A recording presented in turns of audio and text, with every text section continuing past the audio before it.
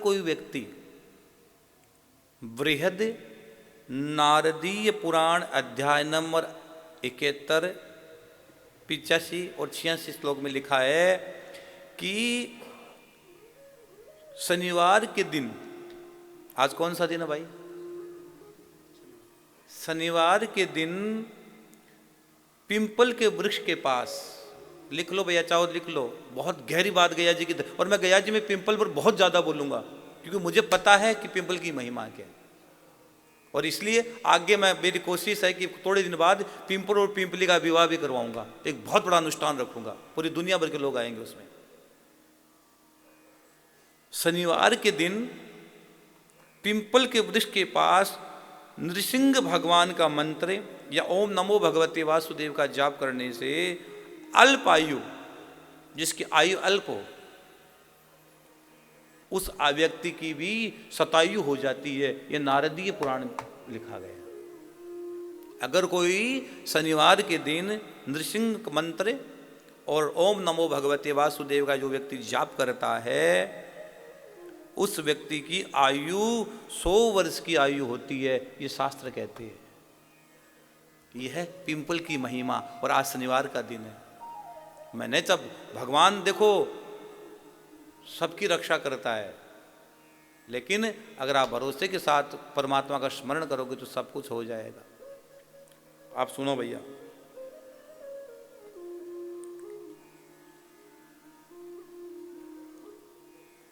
लिंग पुराण पूर्व भाग 2, पूर्व भाग में लिखा गया है 85 अध्याय में 189 और 191 श्लोक में लिखा गया। क्या लिखा गया भैया?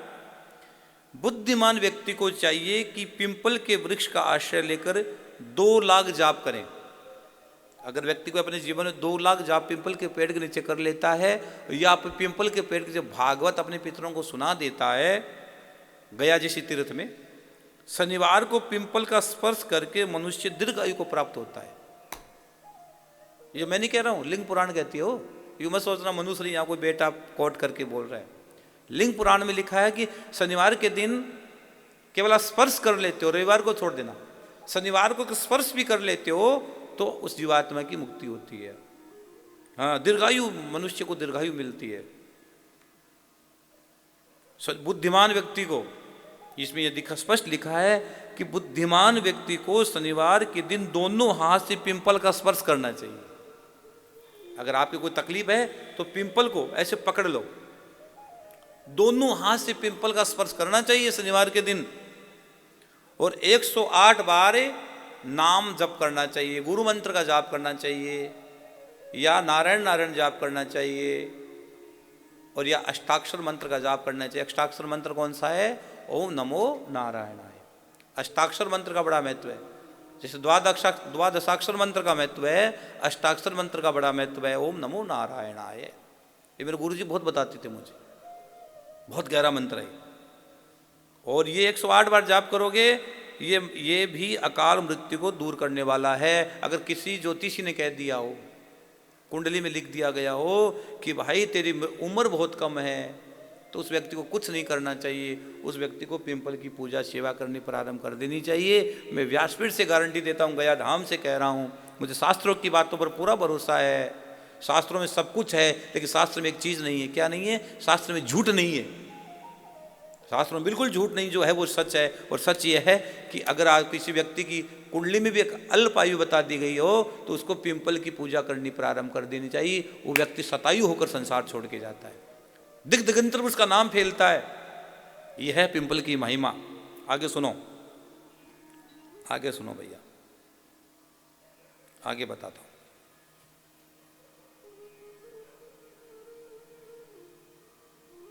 आगे देखो भैया, आगे देखो भाई, आगे देखो, आगे सुनो। क्या? उसके बाद मैं भागवत में छूंगा थोड़ा सा, क्योंकि मैंने पितृमोक्ष भागवत रखी, इसीलिए 15 दिन की रखी। मैं 7 दिन में कंप्लीट नहीं करूंगा इसको, क्योंकि बहुत सी चीजें मुझे आपको बतानी है। तभी आपके समझ में आएगा कि महाराज जी पिंपल के नीचे और गया में क्यों भागवत कर रहे हैं। स्कंद पुराण नागरखंड, उसमें क्या लिखा है कि जिसके पुत्र न हो जिसके पुत्र न हो उस मनुष्य को नरक से मुक्ति हेतु ब्रह्म वृक्ष पिंपल को लगाकर मुक्ति का उपाय बताया गया है। अगर आपके कोई पुत्र नहीं हो, घर में वंश वृद्धि नहीं हो पाई, पुत्र नहीं हो, उस व्यक्ति को पिंपल का पेड़ लगा देना चाहिए। लोग कहते हैं ना भी अंतिम क्रिया पुत्र करता है, जो भी है। कई लोग कहते हैं कि पुत्र के बिना गति नहीं, मति नहीं, जो भी बोलते हैं, लेकिन यहाँ शास्त्र प्रमाण दे रहा है। स्कंद पुराण के नागरखंड में स्पष्ट लिखा गया है कि जिसके पुत्र नहीं हो उस व्यक्ति को एक पेड़ पिंपल का जरूर लगा देना चाहिए। वो पिंपल उस जीवात्मा की मुक्ति करवा देता है। ये शास्त्रोक्त बात मैं कह रहा हूं, यहां तक लिखा गया है। गालव जी बोले, गालव जी ऋषि कहते हैं, गालव जी ऋषि हुए भैया। गालव जी ऋषि क्या कहते हैं कि पुत्रहीन पुरुष की लोक में गति है, पुत्रहीन पुरुष की लोक में गति है, परंतु मरा हुआ स्वर्ग नहीं जाता, परंतु मरा हुआ स्वर्ग नहीं जाता। यदि 12 प्रकार के पुत्रों में एक पुत्र नहीं हो तो देखो अनेक प्रकार के इसमें ये भाव बताए गए हैं। और यदि व्यक्ति एक पिंपल लगा देता है तो जीवात्मा की स्पर्श मात्र से, लगाने मात्र से मुक्ति हो जाती है। इसलिए भैया आप पुत्र का रोपण करें और अभिषेक करें। अब लगाना ही बड़ी बात नहीं, पिंपल को, पिंपल की सेवा भी करनी बहुत बड़ी बात है।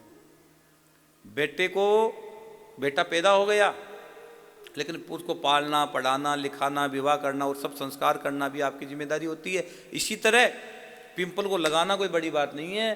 पिंपल को बड़ा करना, पिंपल की पूरी सेवा करना, पूजा करना, बंदगी करना, और पिंपल का विवाह का भी विधान बताया है। यहाँ तक शास्त्र कहते हैं। हाँ भैया, अब देखो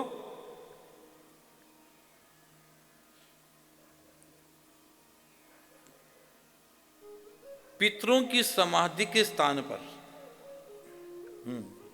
पितरों की समाधि के स्थान पर या जो पितृ स्थान पर गुप्त रूप से पिंपल की स्थापना कराता है, किसी को बताए बगैर भी, अगर जहाँ पूर्वजों के स्थान मिला हो, जहाँ उनकी समाधि बनी हो, अगर उस स्थान पर अगर आप, स्कंद पुराण में लिखा गया है ये बात। स्कंद पुराण कहती है कि जो व्यक्ति पिंपल के पेड़ के स्थापना करवाता है या पिंपल के वृक्ष को तैयार करके पुत्रवत परिपालन करता है बेटे की तरह, वहाँ उस वंश के समस्त पितरों को स्थान प्राप्त हो जाता है।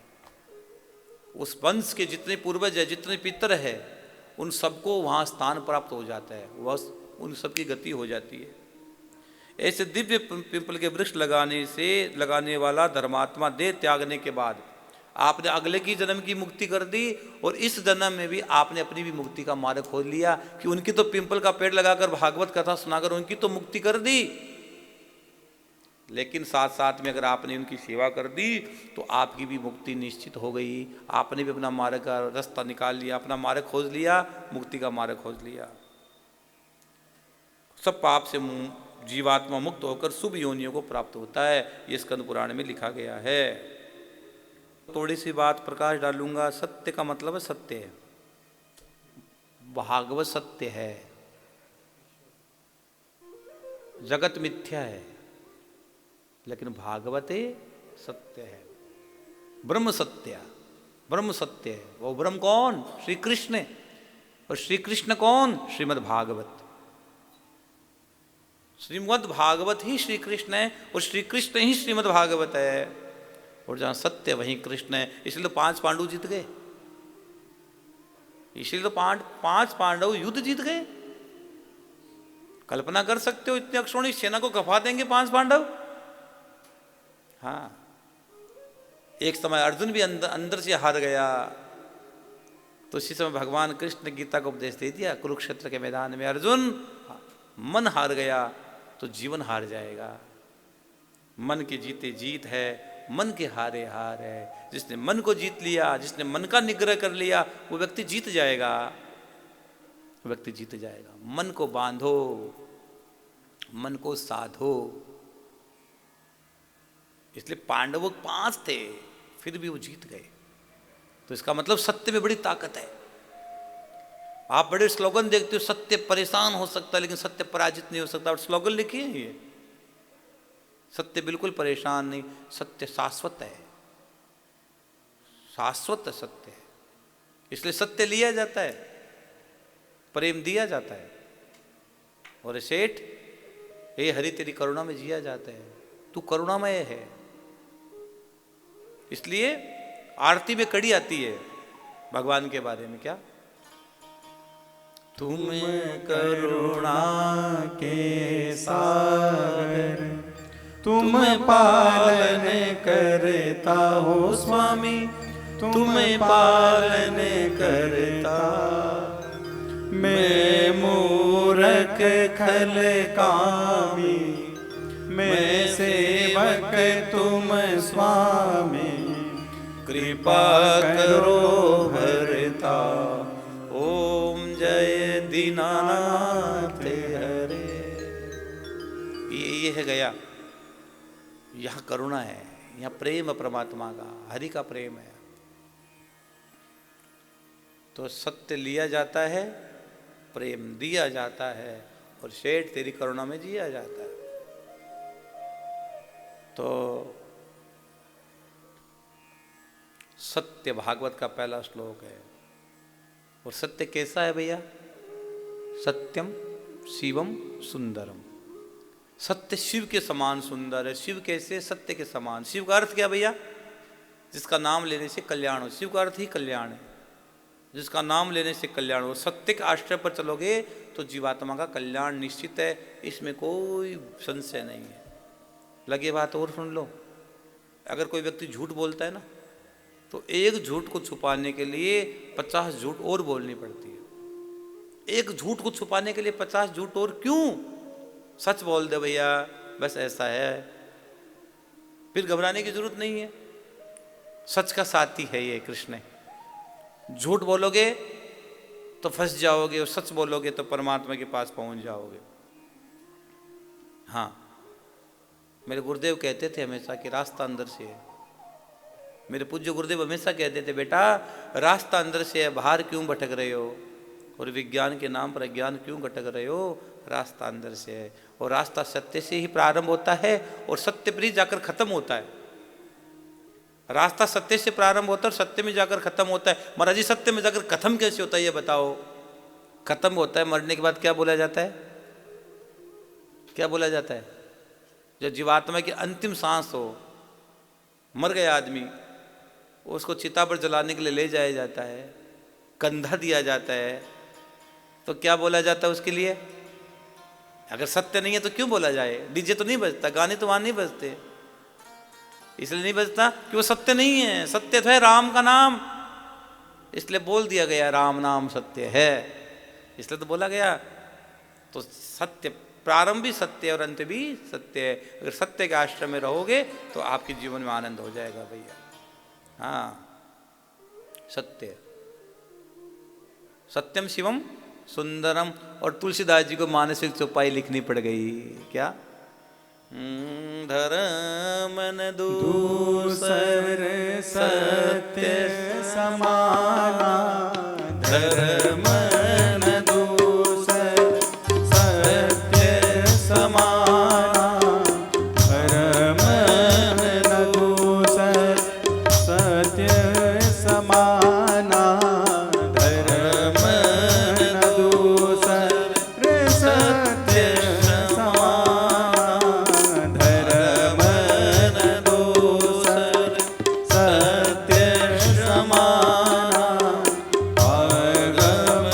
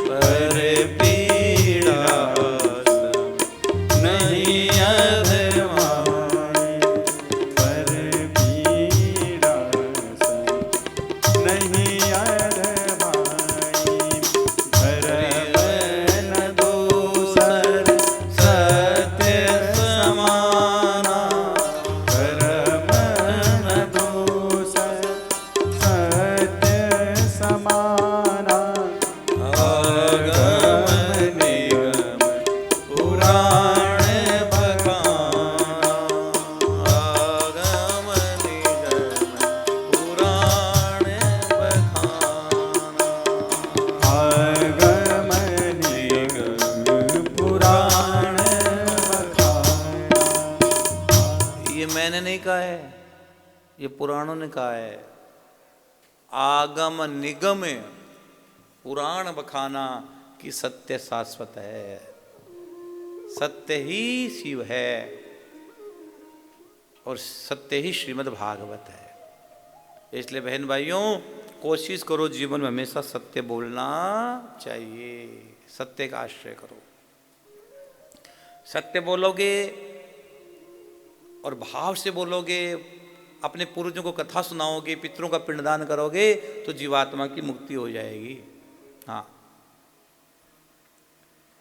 दूसरा है चित्त। भागवत का जो पहला श्लोक है उसका दूसरा शब्द क्या? चित्त है।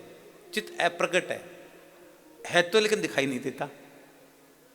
किसी ने कहा ना, एक कथा में था, किसी ने मेरे से पूछ लिया आपने भगवान को देखा है महाराज जी? एक बच्चे ने मेरे से प्रश्न कर दिया आपने भगवान को देखा है? मैंने कहा बात तो तूने सच पूछी है, लेकिन बच्चे हैं बड़े तार्किक है, आज के बच्चे पढ़ाई अच्छी करते हैं बच्चे। तो बच्चों ने प्रश्न कर दिया महाराज जी आपने भगवान को देखा है क्या? तो मैं कैसे बताऊं उनको? तो मैंने उनको प्रश्न किया, बेटा तूने कभी सांस को देखा है? कि गुरुदेव सांस कैसे दिखाई देता है? सांस को तो महसूस किया जाता है। मैंने कहा परमात्मा अनुभव का विषय है, परमात्मा तो महसूस करने का विषय है, परमात्मा तो आनंद के अंदर की यात्रा है, ये दिखाई नहीं देता इन आंखों से। इन आंखों से परमात्मा तो संसार के लिए देखने की आंखें बनी हुई है। जो ये आंखें हम फाड़ फाड़ के देखते हैं ना, ये दो, ये संसार के लिए बनी हुई है, ये परमात्मा के लिए नहीं बनी हुई है। हाँ, तो तुझे सांस तो क्या करता है सांस को? कि गुरुदेव महसूस करता हूँ, तो सांस चला जाए तो क्या कि मृत्यु है, एक सांस आए वो क्या में जिंदगी है। तो भैया परमात्मा का जब समय नाम नहीं लिया जाए उस समय तू मृत्यु ही है तेरी, और परमात्मा का नाम ले लेगा तो उसी समय तेरी मुक्ति है। तो कैसे महाराज जी? तो अप्रकट है, दिखाई नहीं देता लेकिन है। जैसे दूध में घी है, दूध में घी है लेकिन दिखाई नहीं देता है, दूध में घी तो है। हाँ, वो दिखाई कहाँ देता है? दूध में घी दिखाई नहीं देता लेकिन है, सच तो सच है। तो अप्रकट, उसको मथना पड़ेगा, मथोगे तो परमात्मा प्रकट हो जाएगा। इसे ये जीवात्मा जब परमात्मा के नाम का मंथन करेगी, भजन का मंथन करेगी, तो परमात्मा निकल जाएगा। उस दूध को हम फिर गर्म करेंगे, फिर आगे की प्रक्रिया करेंगे तो मक्खन निकल जाएगा, आगे जाकर एक प्रक्रिया निकल जाएगी। और तीसरा है आनंदे। तीसरा शब्द क्या भैया? आनंद। आनंदे परमात्मा की सत्ता है, आनंद हरि की सत्ता है। और आनंद तीन प्रकार के होते हैं।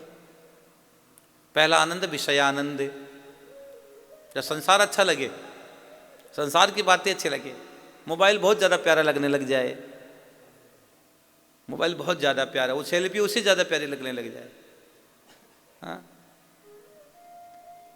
आज का उदाहरण आज की भाषा में समझाना पड़ेगा, नहीं तो आप तो पता करो महाराज जी ने बताया तो लेकिन समझे नहीं पाए ये विषयानंद क्या होता है, तो आज की भाषा में समझा देता हूँ।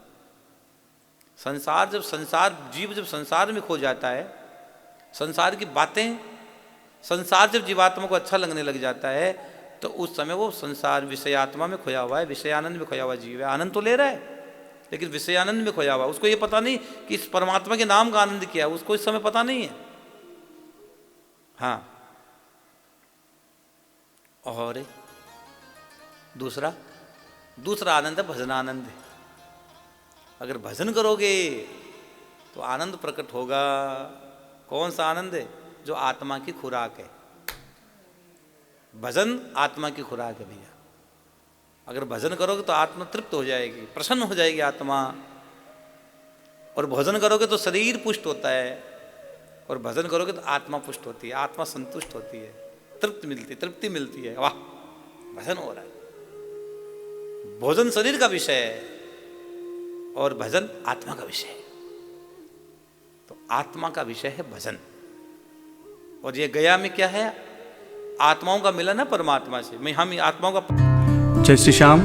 आप सभी श्याम प्रेमियों से नम्र निवेदन है कि पूज्य महाराज श्री जी का YouTube चैनल मनुश्री जी महाराज रत्नगढ़ वाले को सर्च करें, सब्सक्राइब करें, शेयर करें, बेल आइकन दबाएं, ताकि महाराज श्री जी की वाणी जन जन तक पहुँचे और सभी को उसका लाभ प्राप्त हो। जय श्री श्याम।